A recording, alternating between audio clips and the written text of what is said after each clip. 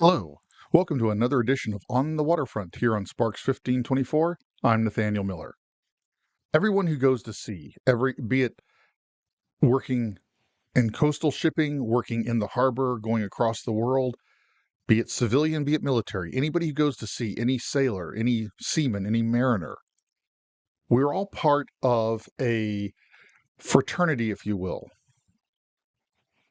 a brother and sisterhood that goes back thousands of years. The second oldest way people have transported goods around the world is by water. The first, of course, was by our feet. For thousands and thousands of years, the only way to get those goods and people across the waters was either to row or to use sail. And for long voyages, obviously, wind power was the best way to go. Well, in the 19th century, that really began to change as steam power took over, and now we have steam-powered ships running around the world. Steam, diesel, nuclear. We use mechanical power instead of the wind. However, the U.S. Navy maintains the U.S.'s Constitution, the oldest commissioned warship afloat in the world, which is completely wind-powered. The U.S. Coast Guard maintains the USCGC Eagle, a steel-hulled barque that does have an engine for emergency use, but otherwise is wind-powered. The mariners, the sailors, the Coast Guardsmen who man these ships and sail on them have a connection all the way back to the past that most seamen, most mariners don't ever get anymore because we're in a mechanical world.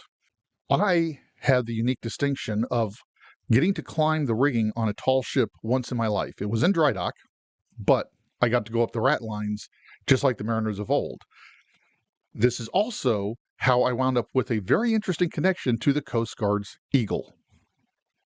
Now, the Eagle was built in 1936 by Nazi Germany, of all places. She was a training ship for their Navy, and she was named the Horst Wessel. We took her as war reparations in 1945, and she was given to the Coast Guard, who commissioned her in 1946 as the Coast Guard cutter Eagle. She is homeported in Connecticut, where she is the training ship for the Coast Guard Academy. The Eagle does summer cruises where Coast Guard, I'm about to say midshipmen, cadets. Navy have midshipmen, Coast Guard has cadets. They learn everything from teamwork to deck plate leadership, basic seamanship the old-fashioned way, stellar navigation, solar navigation, dead reckoning, all the things that will help build their sense of the nuance, the personality, the shifting vagaries of the sea. The Eagle, of course, has a permanent crew of coasties who keep her maintained. She is also the Coast Guard's most powerful outreach tool, really. You can't help but look if you're in a coastal city and you happen to see the Eagle come in.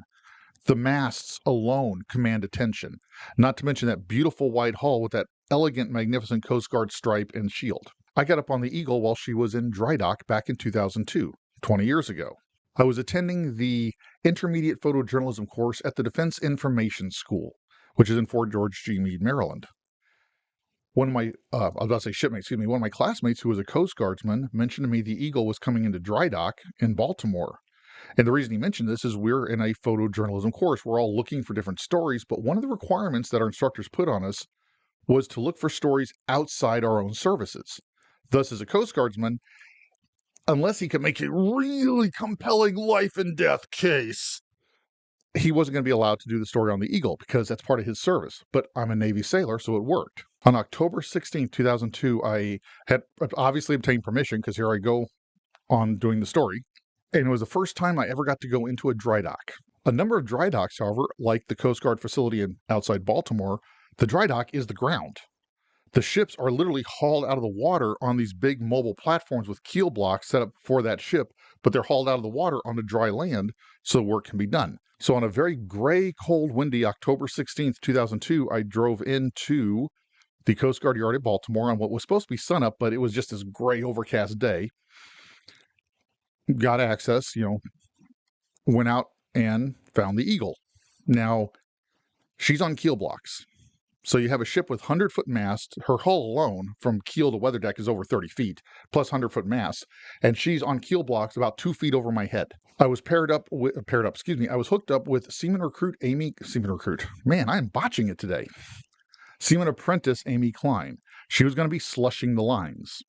This entails using a very tarry substance to coat the shrouds, and the shrouds are the vertical lines that keep the mast in place. and they have to be protected from the weather because if the shroud goes, the mast goes. And that's kind of inconvenient for the ship, just if you didn't know. But the slush is a very tarry mixture, and it's not toxic so much, but it is sticky as all get out.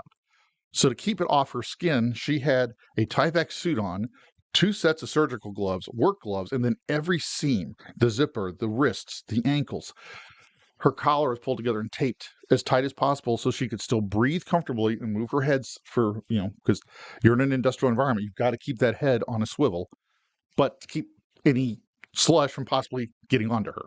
While her shipmates were taping her up and helping her get ready, they were telling me why the Eagle is called a barque. A barque is a 3-masted sailing ship where the first 2 masts are square-rigged, which is your traditional big square sails sticking across the beam of the ship. The aft or mizzen mast is fore and aft rigged, meaning the sails are fore and aft. In the modern Navy on the Constitution and the Coast Guard on the Eagle, the sailors on the Constitution, the Coast Guardsmen on the Eagle who go aloft wear a safety harness. Now, there's not a brake line that you hook into while you're going vertical up and down that would catch you if you fall. When you're climbing the lines, you are using hand and foot power only. As soon as they stop, clip in to the lines so their safety harness will catch them if they fall while they work. So the climbing is still completely freehand. But once you're there, you clip in. Another thing, if you look at a tall ship, you'll notice that the shrouds they don't go to the tops. Now, another little term here. You have your mast. The mast goes all the way up. Well, halfway up the mast is the top. At the very top of the mast is the sky. You hear the term crow's nest. The crow's nest is a specific watch station, usually on the highest point of the highest mast. Not all masts have crow's nests, but all masts have a sky and all masts have a top. Klein was going up the foremast to slush those lines. Seaman Josh Whiting helped me into a safety harness, gave me an extensive briefing, and then he and I went up the main mast so I could photograph directly at Seaman Klein instead of looking up at her. This is where I discovered I'm afraid of heights. So if you look at a mast, you'll notice that the shrouds, the vertical lines, go to the mast underneath the top. They don't attach to the top. Then there's another set of lines that comes out at a 45-degree angle. So the sailor, the mariner, scrambles up, then goes slightly inverted to get over onto the top. I was climbing up behind Seaman Whiting, had my safety harness on, ready to clip in if I needed to. Cameras dangling. This was years before I wore a camera belt so I could keep things secure around my waist. And I got to the point where I had to go slightly inverted to get over the top, and I froze.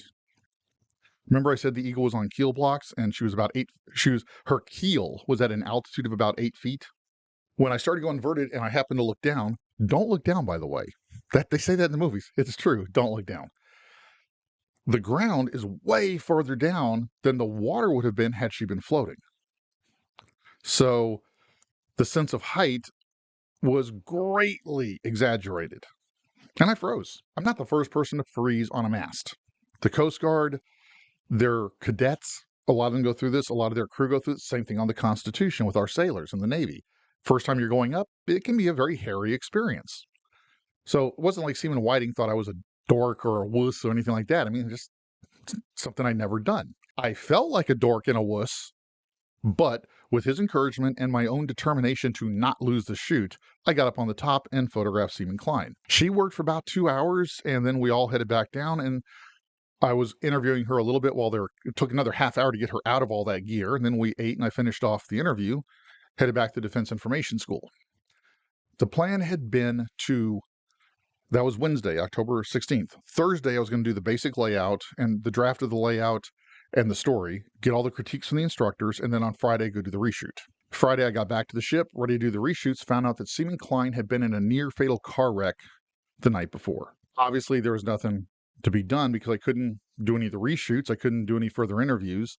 So the story had to wrap up. But I did tell the public affairs officer on the Eagle, call DINFOS and make a formal request for them to publicly release my work so I could get copies to the ship. I worked at DINFOS years later. Trust me, the public release process for getting anything out of that school is convoluted. Even by military standards, it's convoluted.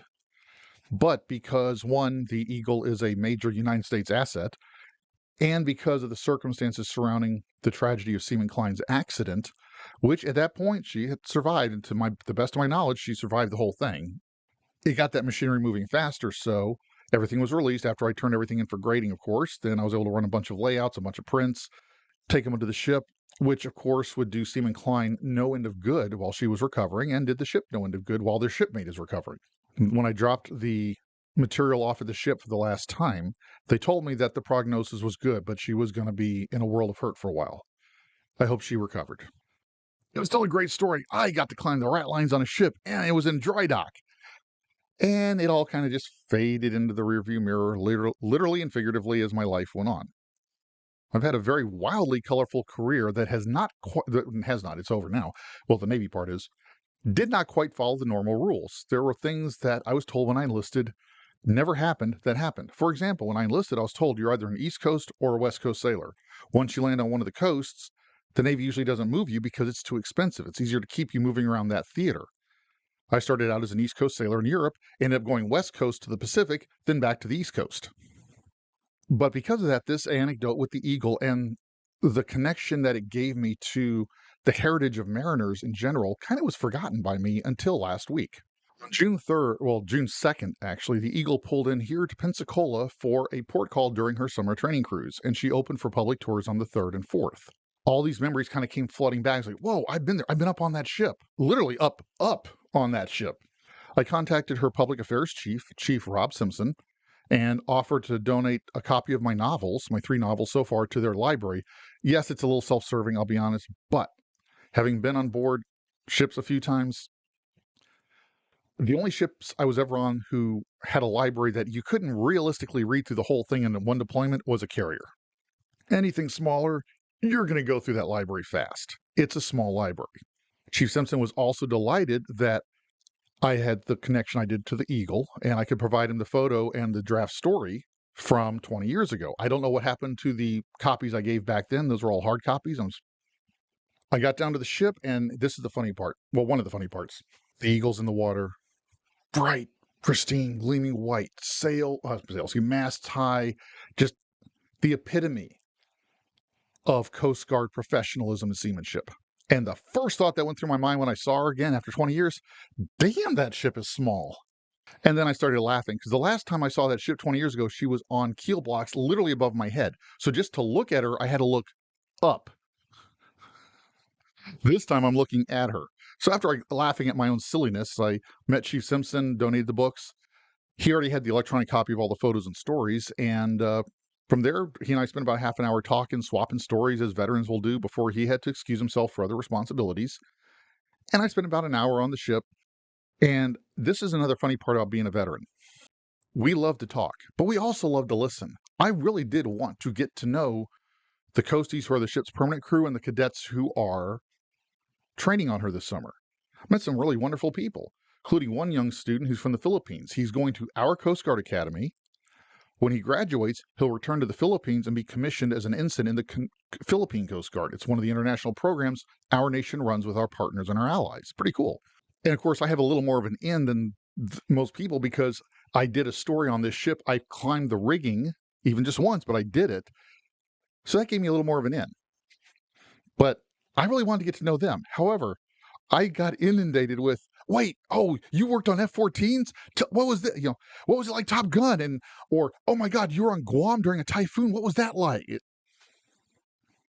Like, I'm here to talk about you people, not me. I talk about me all the time. I have a YouTube channel to talk about me.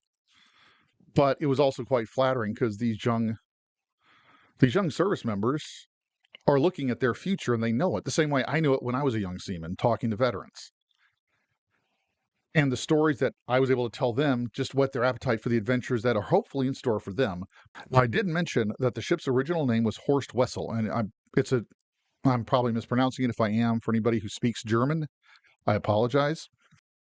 I do remember back in 2002 that Seaman Klein, Seaman Whiting, and the others had showed me a couple of places on Eagle where the original name Horst Wessel was still visible. A fitting that still was there with that name. In 20 years, I'd forgotten where those were. I just remember that I'd seen them. Well, the Eagle, okay, another little fun fact here. The term quarterdeck in the modern Navy and modern quarterdeck is the ceremonial entryway to the ship. You set up the quarterdeck when the ship's in port so people can come aboard. The term originated from sailing ships like the Eagle, like the Constitution, like the HMS Victory in Britain. The aft end of the ship had a deck that ran 1/4 the length of the ship. the quarterdeck. And this is where the ship's wheel is, where the captain would command the ship from, because from the quarterdeck, he could see the entire deck all the way forward. He could see all the masts. He could see everything. The Eagle's quarterdeck is actually a little longer than most, and she has two sets of wheels on that quarterdeck, one on the forward end of the quarterdeck, and then a smaller set aft right by the fantail. The aft wheels by the fantail have a brass plaque that still says Horst Wessel. I'd forgotten about that, and I saw it that day, and it was interesting that of all the things on that ship that could have, not just jogged the intellectual part of my memory, which was working, but brought back that indefinable essence, that sense of the memory being real, being transported back in time for a moment. It was seeing that brass plaque. Life gives us all a lot of gifts, many of which, I would even say most of which, most of us, myself included, don't recognize for what they are. Sometimes, though, we do at that moment. Other times, we don't until years later. And that's kind of what what happened here. When I saw the little plaque that said Horst Wessel, and the feelings of that day from 2002, from 20 years ago, kind of rushed back and went from intellectual recall to, I remember this. It really hit me that I have been handed a very singular gift. In our modern mechanized world, tiny, tiny, tiny fraction of sailors handle lines. Most of us never do, because we're on mechanized vessels doing business in great waters. For one moment, one tiny little moment in time, I got to be part of that line of sailors and of mariners who climbed the rat lines. I did it in dry dock, only did it once. I am not an expert at it. I did not play an expert on TV, nor did I stay at a Holiday Inn Express where this one's concerned. I only did it once under supervision. But I got to do it. And 20 years later, I realized how valuable that was, how much of a gift that is to me as a retired sailor. If you're interested in reading more about this, including how I strategically left out a few points of what the story was going to be about when I pitched it to my instructors, check out my written column, which is linked below in the description. If you're curious about the Eagle, I have also linked her official website in my description below. I thank you for your time. If you didn't like this video, but you stuck with me, I do appreciate it. If you liked it, I would ask you to hit that little like button. Feel free to share this video if you think somebody else would enjoy it. I would ask you to hit the subscribe button too. I'm doing something at least once a week here on YouTube and on my written blog. Everything from tales from the waterfront to travel logs, occasional social commentary, a lot of times the writer's craft because I am a working writer. Until we meet again here on Sparks 1524, however, always remember, go and do some great things.